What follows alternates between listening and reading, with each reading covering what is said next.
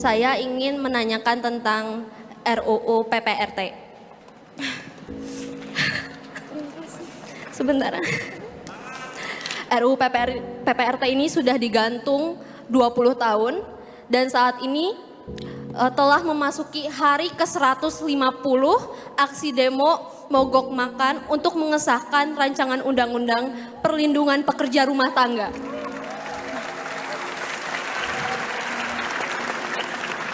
Akibat tidak disahkannya RUU ini mengakibatkan 10 juta pekerja rumah tangga bekerja tanpa perlindungan dari payung hukum.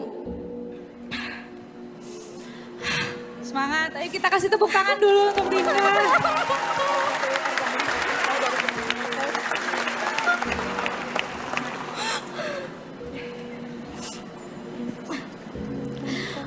Karena pengesahan RUU ini ada masalah tentang bias gender, lalu perbedaan kelas sosial, dan juga relasi kekuasaan, sehingga banyak sekali kasus yang akhirnya berujung damai karena kekuasaan dari majikannya. Yang ingin saya tanyakan adalah, seperti yang kita semua tahu, pengesahan RUU ini ada di tangan para pejabat yang dimana mayoritas dari pejabat pasti mempekerjakan pekerja rumah tangga yang didominasi oleh perempuan. Bagaimana langkah yang akan Bapak ambil untuk menjamin hak-hak pekerja rumah tangga? Karena selama ini undang-undang ini ditunda selama 20 tahun karena tidak ada yang mewakilkan suara dari pekerja rumah tangga. Saya sendiri sebagai PRT, Pak. Saya di sini mewakili.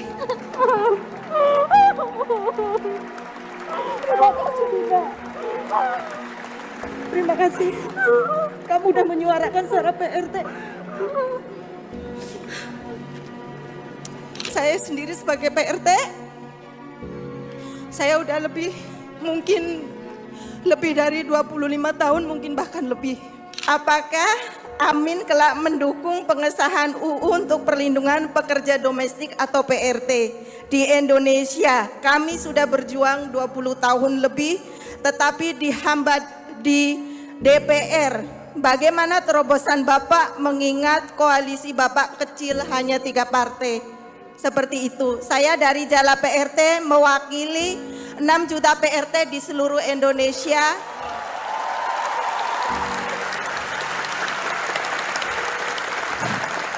Kami keluarga miskin dari 40 juta penduduk di Indonesia yang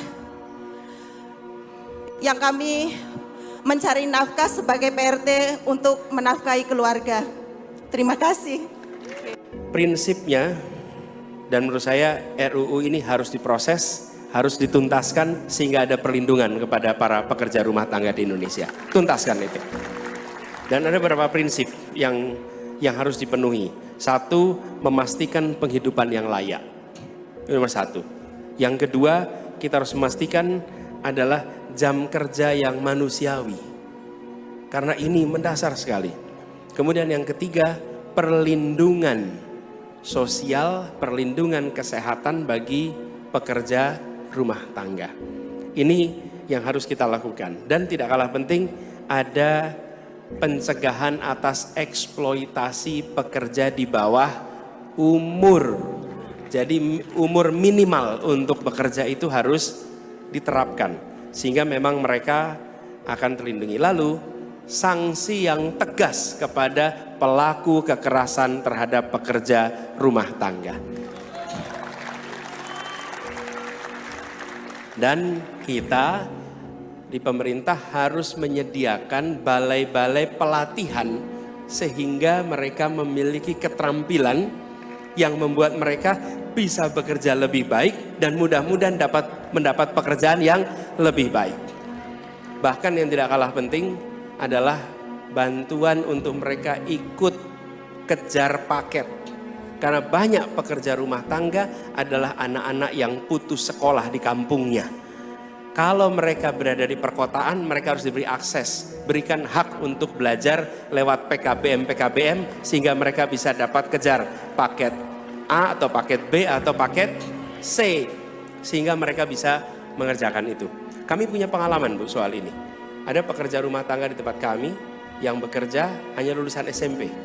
Dan kemudian lulusan SD mungkin, dia kejar paket SMP, kejar paket SMA, dan sekarang dia sedang kuliah di universitas untuk dapat gelar sarjana bagi dia. Oke?